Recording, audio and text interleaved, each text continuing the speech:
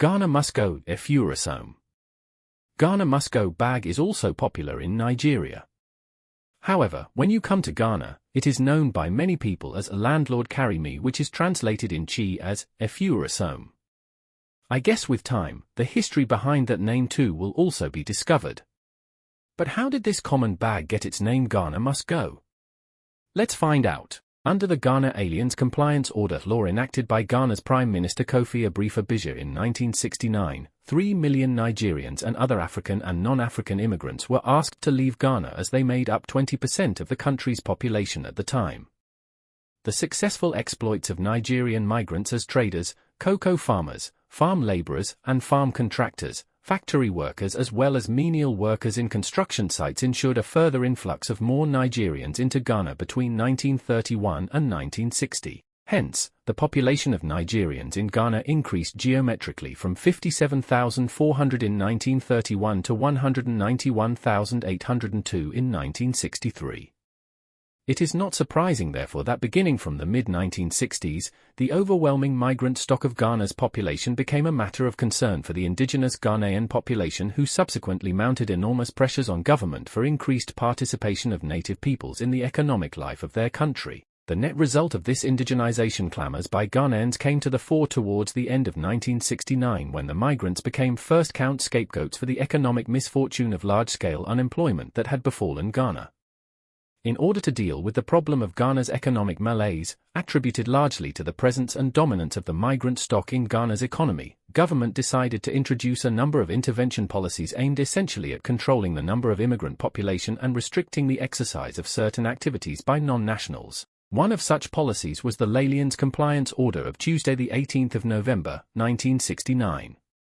Though the order affected some migrants from other West African countries such as Togo, Burkina Faso, and Ivory Coast, a majority of the victims were Yorubas from southwestern Nigeria, numbering about 140,000, out of an estimated 191,000 Nigerian immigrant stock in Ghana then. Ghanaians hailed the expulsion order, which they regarded as a patriotic move to garner jobs for Ghanaians and rid the country of crimes. Before the Aliens Compliance Order of Tuesday, the 18th of November, 1969. In 1932, during the cocoa hold-up crisis, the Nigerian cocoa farmers in Akiem Abuakwa opposed the local cocoa hold-up led by the King Nana Sir Ofori Atta I of the town against the European firms.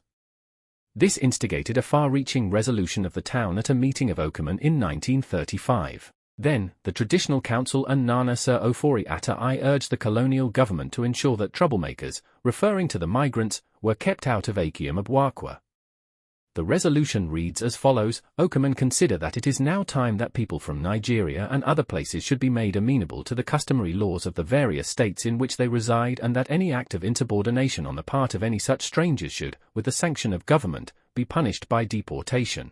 As a follow-up to the above resolution, local business people in the town formed the National Crusade for the Protection of Ghanaian Enterprise, which opposed the foreign entrepreneurs.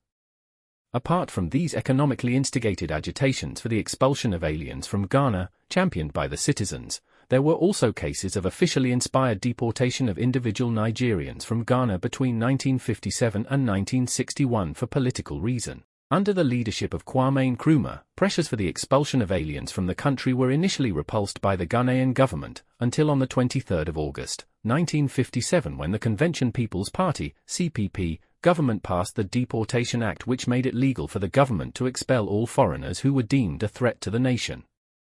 The acts of the Deportation Act fell on some wealthy Nigerians like Alufa Osman Ladan and Ahmadu Baba, who were members of the opposition Muslim Association Party. The Ghanaian government deported them to Kano on the 23rd of August, 1957. Other Nigerians expelled under the Act up to 1961 included Messrs. Samuel Faili, Buliamainu Oni, and Alhaji Roji Bakare. This period did mark the onset of expulsion of Nigerians from Ghana. But while these expulsions were targeted at particular individuals, Bola So Jaya, the 1969 expulsion of aliens from Ghana marked the beginning of mass expulsion from the country. One of such policies was the Aliens Compliance Order of Tuesday, the 18th of November, 1969. The expulsion order affected close to 200,000 aliens from Togo, Mali, Burkina Faso, and Nigeria. Ghana must go.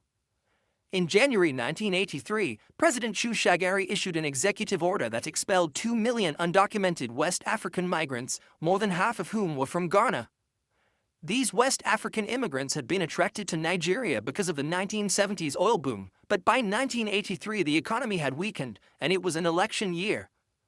The Nigerian politicians hoped the expulsion would prove popular. Across Nigeria, up to 2 million migrants heard the warnings of arrest, prosecution, and forced deportation if they didn't comply. Following a public announcement by the Nigerian government for all unskilled migrants and those without proper permits to leave the country within a fortnight due to an economic crisis, the deadline was extended. They packed what they could into trucks, cars, pickups, and taxis and tried to get out of the country. The primary route to Ghana was westwards, passing through Benin and Togo. During the return to Ghana, a type of huge matted woven nylon concord bags used by the migrants to move their belongings got the name Ghana Must Go.